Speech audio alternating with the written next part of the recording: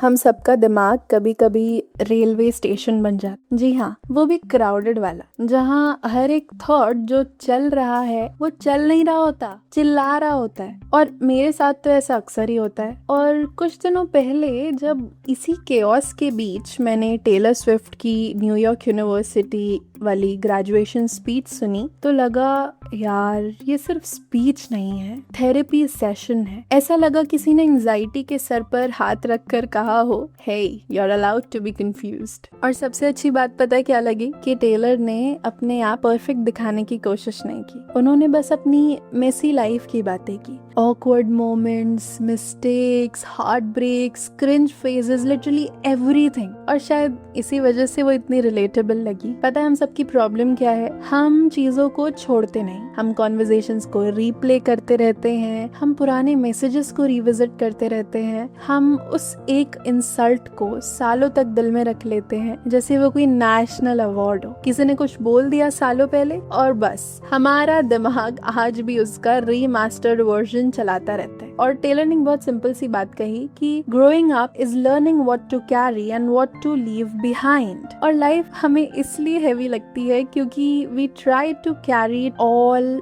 Eight once. और हर चीज को पकड़े रहना मैच्योरिटी तो नहीं होती ना, कभी कभी छोड़ देना ही पीस होता है। क्योंकि इमेजिन करो अगर तुम्हारे हाथ में ऑलरेडी पुराना दर्द तुमने कैच किया हुआ है, पकड़ा हुआ है, तो नई खुशियों के लिए तो जगह ही नहीं होगी ना। नई खुशियां कैसे पकड़ोगे? और ये सिर्फ लोगों पर अप्लाई नहीं होता, कभी कभी हमें अपना ओल्ड वर्जन भी पीछे छोड़ना पड़ता है। वो वर्जन जो हर किसी को प्लीज करना चाहता था, वो वर्जन जो मिनिमम प्यार के लिए मैक्सिमम एफर्ट देता था। Okay, so next she talked about cringe and this part personally attacked me. हम सब कूल दिखने की इतनी कोशिश करते हैं ना, ऐसा दिखाना कि हमें फर्क नहीं पड़ता, कि हम अटैच नहीं होते, we're not too emotional, we're nonchalant, लेकिन अंदर से लिटरली हम 2 AM पे रील्स भेज रहे होते हैं with us for real captions। Taylor ने कहा कि उनके पुराने आउटफिट्स और इंटरव्यू अब उन्हें क्रिंज लगते हैं। एंड ऑनेस्टली सेम,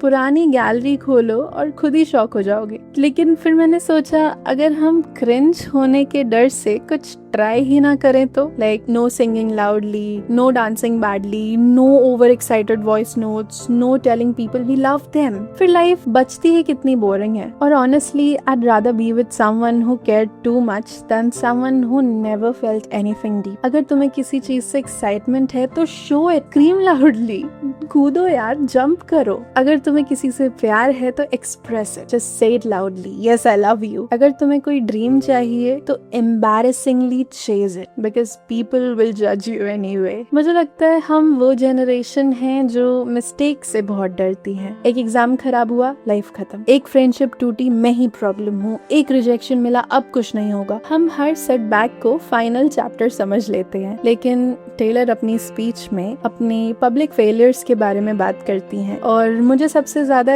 यही चीज रियल लगी, क्योंकि यूजुअली लोग सक्सेस के बाद स्ट्रगल एडिट कर देते हैं, लेकिन सच ये है कि nobody becomes themselves without embarrassing phases। और मे बी अभी जो चीज तुम्हें बेकार की लग रही है या embarrassing लग रही है या मिस्टेक लग रही है, वही बाद में तुम्हारी बिगेस्ट लेसन निकले।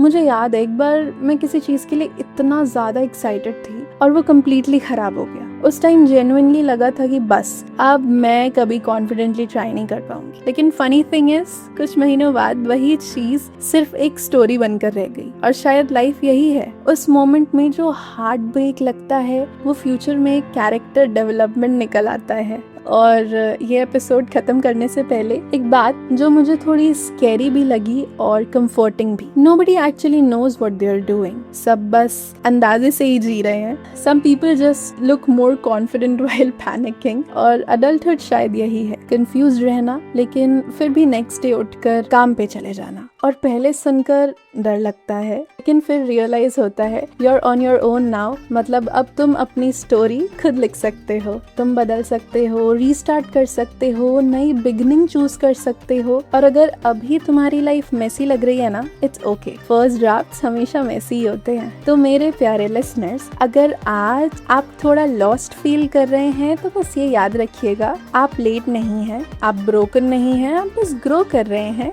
And so this is Monica at the chatterers. मिलते हैं अगले एपिसोड में। Till then keep yourself hydrated, romanticise your life a little and stop stalking people who clearly don't deserve your energy.